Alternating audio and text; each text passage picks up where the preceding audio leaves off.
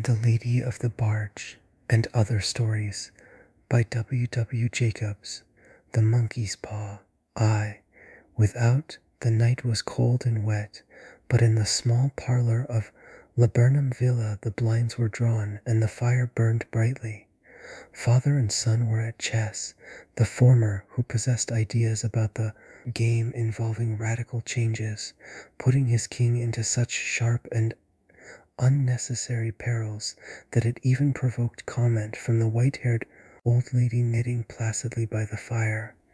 "Hark at the wind," said Mr. White, who, having seen a fatal mistake after it was too late, was amiably desirous of preventing his son from seeing it. "I'm listening," said the latter, grimly surveying the board as he stretched out his hand. "Check. I should hardly think that he'd come tonight," said his father, with his hand poised over the board. "Mate," replied the son. "That's the worst of living so far out," bawled Mr. White, with sudden and unlooked-for violence. "Of all the beastly, slushy, out-of-the-way places to live in, this is the worst. Pathway's a bog, and the road's a torrent. I don't know what people are thinking about. I suppose because only 2 houses in the road are let, they think it doesn't matter." "Never mind, dear," said his wife soothingly. "Perhaps you'll win the next one." "Mr." White looked up sharply, just in time to intercept a knowing glance between mother and son. The words died away on his lips, and he hid a guilty grin in his thin gray beard. "There he is," said Herbert White, as the gate banged to loudly and heavy footsteps came toward the door. The old man rose with hospitable haste, and opening the door, was heard condoling with the new arrival. The new arrival also condoled with himself, so that Mrs. White said, "Tut, tut," and coughed gently as her husband entered the room, followed by a tall, burly man, beady of eye and rubicund of visage. "Sergeant Major Morris," he said, introducing him. The sergeant major shook hands, and taking the proffered seat by the fire, watched contentedly while his host got out whiskey in tumblers and stood a small copper kettle on the fire.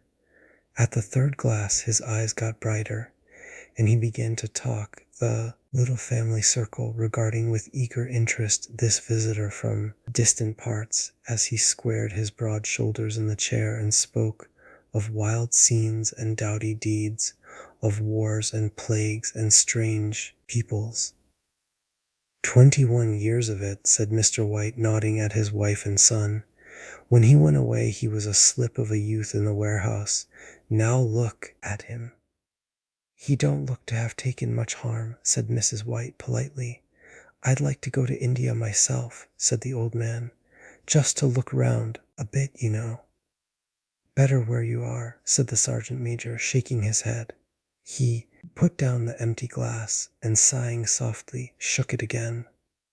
"I should like to see those old temples and fakirs and jugglers," said the old man. "What was that you started telling me the other day about a monkey's paw or something, Morris?" "Nothing," said the soldier hastily. "Leastways nothing worth hearing." "Monkey's paw?" said Mrs. White, curiously. "Well, it's just a bit of what you might call magic, perhaps," said the sergeant major offhandedly. His 3 listeners leaned forward eagerly. The visitor absent-mindedly put his empty glass to his lips and then set it down again. His host filled it for him. "To look at," said the sergeant major, fumbling in his pocket. "It's just an ordinary little paw dried to a mummy." He took something out of his pocket and proffered it. Mrs. White drew back with a grimace, but her son, taking it, examined it curiously. "And what is there special about it?" inquired Mr. White as he took it from his son, and having examined it, placed it upon the table.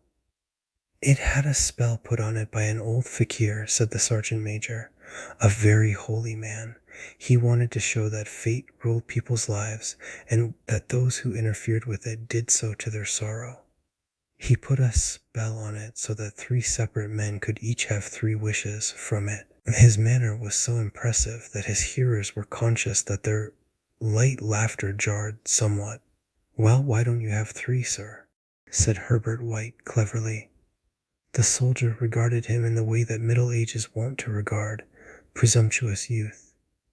"I have," he said quietly, and his blotchy face whitened.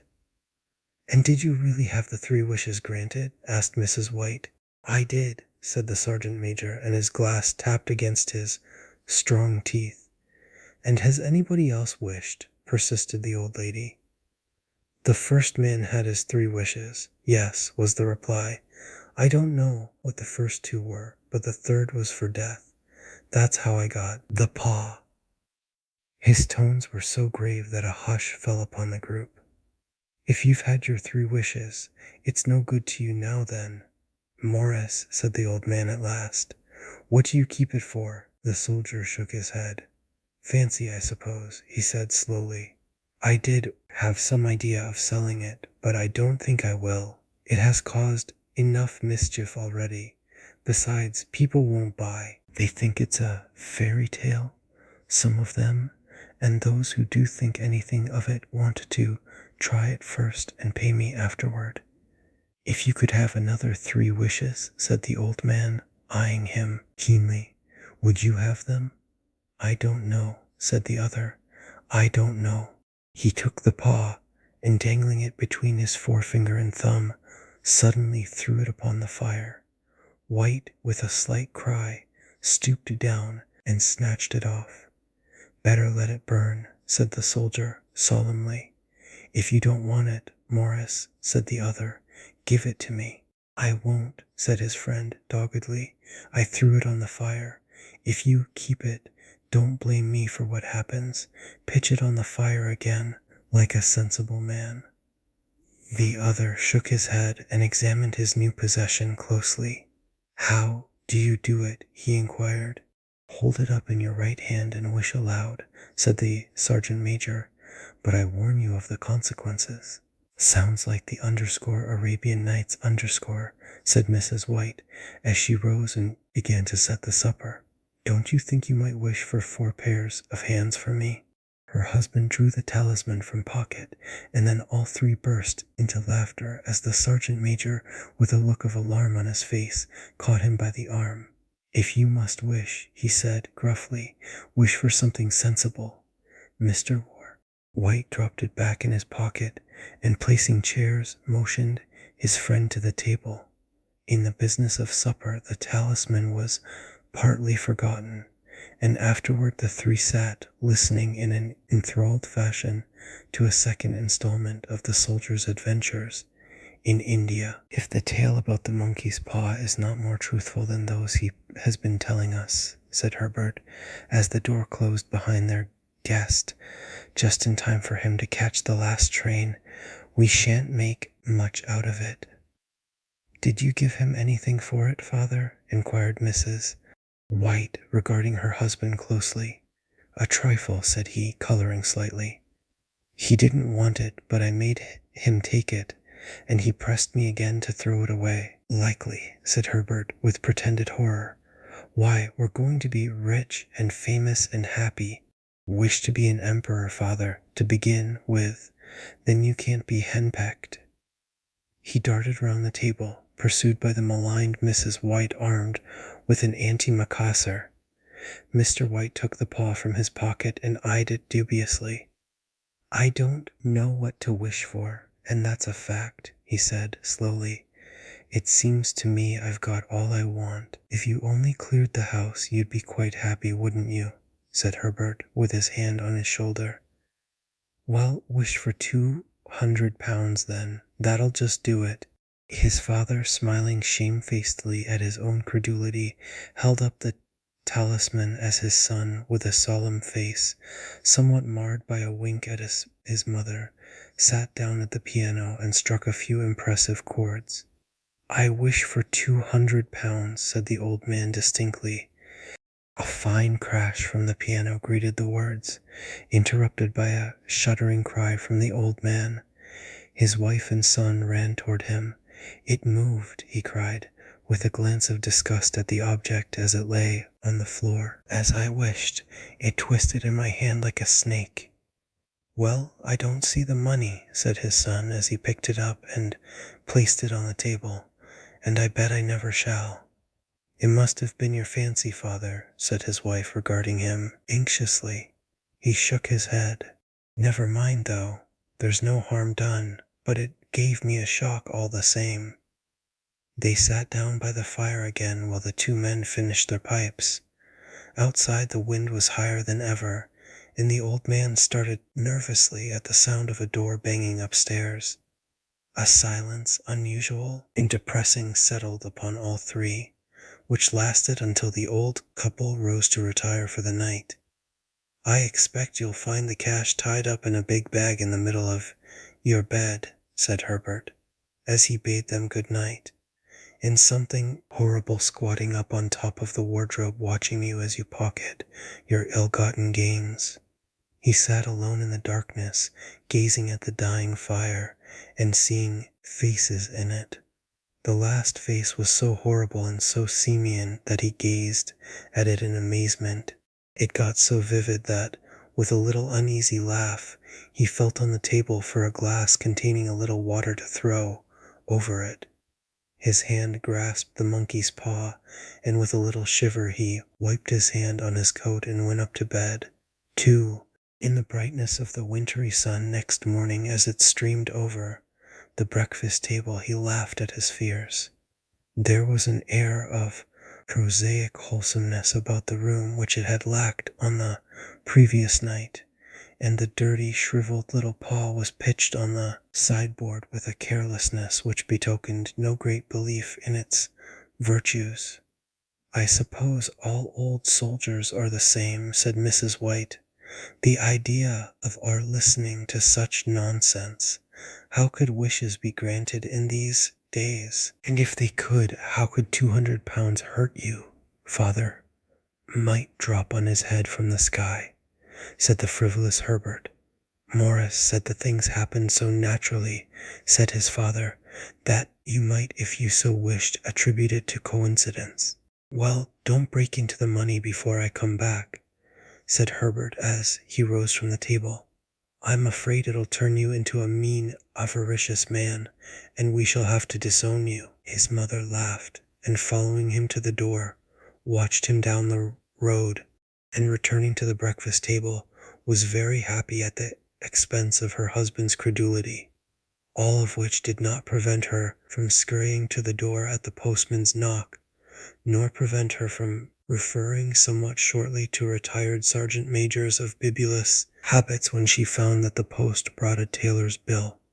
"Herbert will have some more of his funny remarks, I expect, when he comes home," she said as they sat at dinner.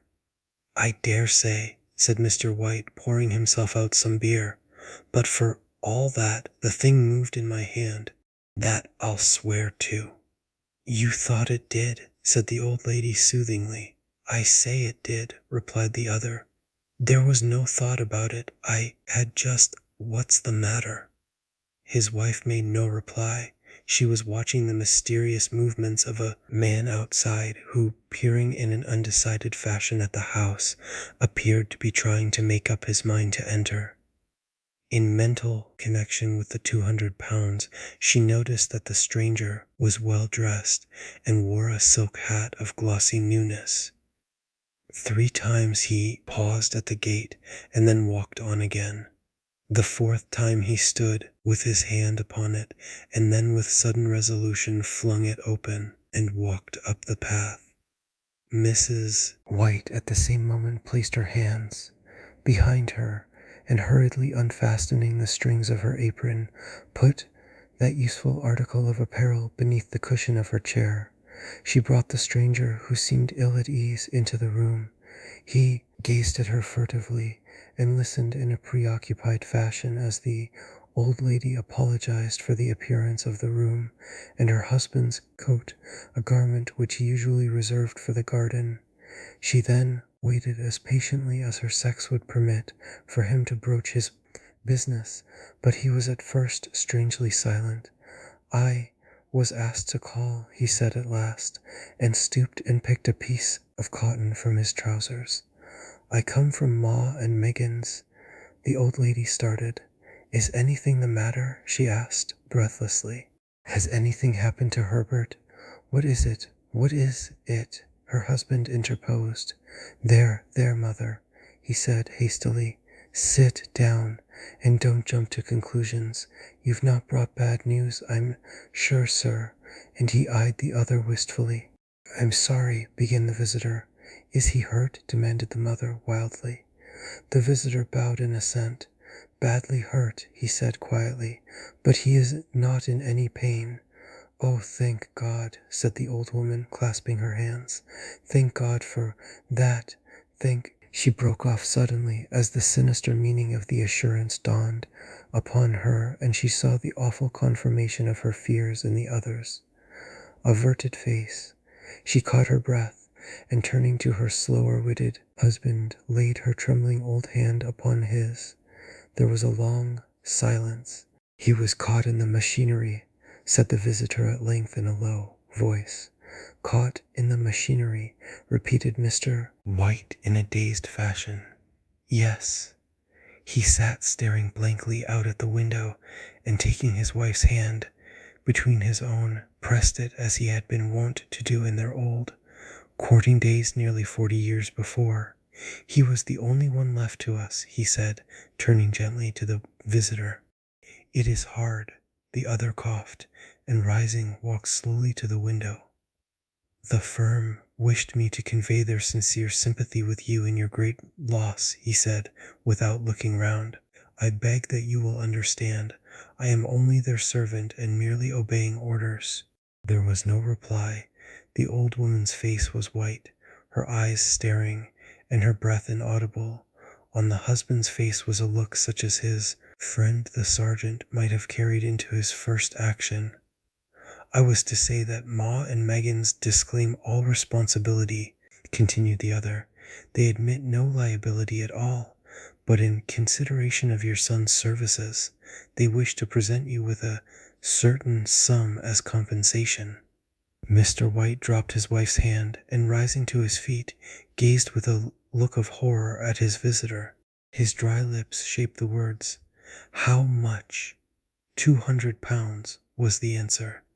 Unconscious of his wife's shriek, the old man smiled faintly, put out his hands like a sightless man, and dropped a senseless heap to the floor. 3. In the huge new cemetery, some 2 miles distant, the old people buried their dead, and came back to a house steeped in shadow and silence. It was all over so quickly that at first they could hardly realize it, and remained in a state of expectation as though of something else to happen, something else which was to lighten this load too heavy for old hearts to bear. But the days passed, and expectation gave place to resignation, the hopeless resignation of the old, sometimes miscalled, apathy. Sometimes they hardly exchanged a word, for now they had nothing to talk about, and their days were long to weariness. It was about a week after that the old man, waking suddenly in the night, stretched out his hand and found himself alone. The room was in darkness, and the sound of subdued weeping came from the window. He raised himself in bed and listened. Come back, he said tenderly. You will be cold. It is colder for my son, said the old woman, and wept afresh. The sound of her sobs died away on his ears. The bed was warm, and his eyes heavy with sleep. He dozed fitfully and then slept until a sudden, wild cry from his wife awoke him with a start. Underscore the paw, she cried wildly. The monkey's paw! He started up in alarm. Where is it? What's the matter? She came stumbling across the room toward him. I want it, she said quietly. You've not destroyed it. It's in the parlor, on the bracket, he replied, marveling. Why? She cried and laughed together, and bending over kissed his cheek. I only just thought of it, she said hysterically. Why didn't I think of it before? Why didn't you think of it? Think of what? He questioned. The other 2 wishes, she replied rapidly. We've only had one. Was not that enough? He demanded fiercely. No, she cried triumphantly. We'll have one more. Go down and get it, quickly, and wish our boy alive again. The man sat up in bed and flung the bedclothes from his quaking limbs. Good God, you are mad, he cried, aghast. Get it, she panted. Get it quickly and wish, oh my boy, my boy. Her husband struck a match and lit the candle. Get back to bed, he said unsteadily. You don't know what you are saying. We had the first wish granted, said the old woman feverishly. Why not the second? A coincidence, stammered the old man. Go and get it and wish, cried his wife, quivering with excitement. The old man turned and regarded her, and his voice shook. He has been dead 10 days, and besides I would not tell you else, but I could only recognize him by his clothing. If he was too terrible for you to see then, how now? Bring him back, cried the old woman, and dragged him toward the door. Do you think I fear the child I have nursed? He went down in the darkness, and felt his way to the parlor, and then to the mantelpiece. The talisman was in its place, and a horrible fear that the unspoken wish might bring his mutilated son before him ere he could escape from the room seized upon him, and he caught his breath as he found that he had lost the direction of the door. His brow cold with sweat, he felt his way round the table and groped along the wall until he found himself in the small passage with the unwholesome thing in his hand. Even his wife's face seemed changed as he entered the room. It was white and expectant, and to his fears seemed to have an unnatural look upon it. He was afraid of her. Wish, she cried in a strong voice. It is foolish and wicked, he faltered. Wish, repeated his wife. He raised his hand. I wish my son alive again. The talisman fell to the floor, and he regarded it fearfully. Then he sank trembling into a chair as the old woman, with burning eyes, walked to the window and raised the blind. He sat until he was chilled with the cold, glancing occasionally at the figure of the old woman peering through the window. The candle end, which had burned below the rim of the china candlestick, was throwing pulsating shadows on the ceiling and walls until, with a flicker larger than the rest, it expired. The old man, with an unspeakable sense of relief at the failure of the talisman, crept back to his bed, and a minute or two afterward the old woman came silently and apathetically beside him.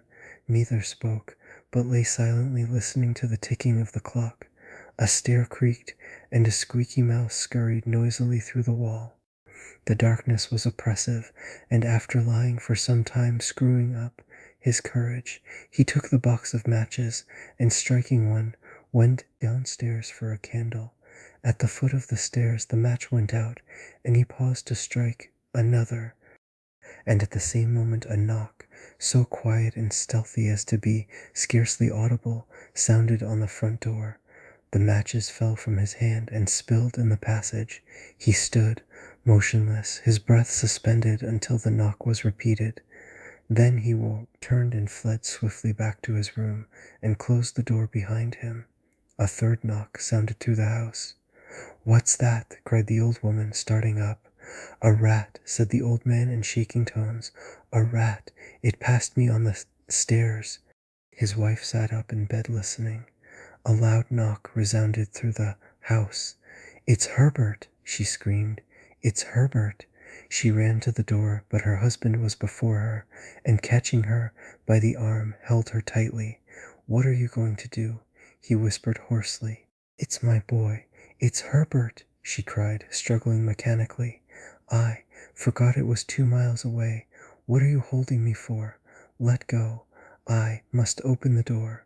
For God's sake, don't let it in, cried the old man, trembling. You're afraid of your own son, she cried, struggling. Let me go. I'm coming, Herbert, I'm coming. There was another knock, and another. The old woman with a sudden wrench broke free and ran from the room. Her husband followed to the landing and called after her appealingly as she hurried downstairs. He heard the chain rattle back and the bottom bolt drawn slowly and stiffly from the socket. Then the old woman's voice, strained and panting. "The bolt," she cried loudly. "Come down, I can't reach it." But her husband was on his hands and knees groping wildly on the floor, in search of the paw. If he could only find it before the thing outside got in.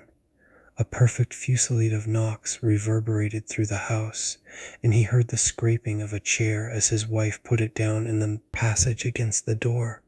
He heard the creaking of the bolt as it came slowly back, and at the same moment he found the monkey's paw and frantically breathed his third and last wish. The knocking ceased suddenly, although the echoes of it were still in the house. He heard the chair drawn back and the door opened. A cold wind rushed up the staircase, and a long, loud wail of disappointment and misery from his wife gave him courage to run down to her side, and then to the gate beyond. The street lamp flickering opposite shone on a quiet and deserted road.